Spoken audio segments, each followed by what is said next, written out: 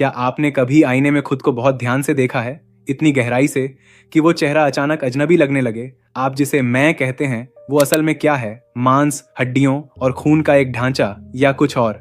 विज्ञान इसे बायोलॉजी कहता है, एक इवोल्यूशनरी मशीन। लेकिन आज से हजारों साल पहले, जब कोई माइक्रोस्कोप नहीं था, तब भारत के ऋषियों ने इस शरीर को चीर कर इसके भीतर एक ऐसा रहस्य खोज लिया था जो आज के क्वांटम फिजिक्स की नींद उठा सकता है।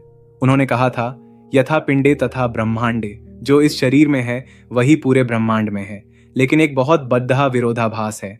आप जीवन भर इस शरीर को सजाते हैं, इसे खिलाते हैं, इसकी बीमारियों से डरते हैं और एक दिन यह मिट्टी में मिल जाता है। अगर यह शरीर ही सब कुछ है तो इसके मिटने का डर इतना गहरा क्यों है? और अगर आप यह शरीर नहीं हैं तो इस वक्त जो मेरी आवाज सुन रहा है वो कौन है? आज हम उस ग्रंथ के पन्ने खोलने जा रहे हैं जिसे बहुत गुप्त रखा गया। एक ऐसा उपनिषद जो देवताओं की बात नहीं करता, स्वर्ग नर्क की बात नहीं करता, वो सिर्फ और सिर्फ आपकी बात करता है। शारीरक उपनिषद। इस वीडियो के अंत तक आप अपने ही शरीर को उस नजर से कभी नहीं देख पाएंगे जैसे आप अब तक देखते आए हैं। आपके भीतर कुछ टूटेगा और कुछ ऐसा जगेगा जो कभी मर नहीं सकता। लेकिन सवाल यह है, क्या आप सचमुच ये जानने के लिए तैयार हैं कि आपके इस चमदीदी के लिबास के पीछे कौन छिपा है? हम एक बहुत गहरी नींद में चल रहे हैं। हमारी पूरी जिंदगी सिर्फ एक गलतफहमी के इर्द गिर्द घूम रही है। हम कहते हैं, मेरा सिर दर्द कर रहा है, मैं मोटा हो रहा हूं, मैं गोरा हूं, मैं बीमार हूं। गौर कीजिए इन शब्दों पर। एक तरफ आप कहते हैं मेरा शरीर और दूसरी तरफ आप खुद को ही शरीर मान लेते हैं। अगर यह आपका है तो आप यह कैसे हो सकते हैं? जो चीज आपकी है वो आप नहीं हो सकते। यहीं से सारा दुख शुरू होता है।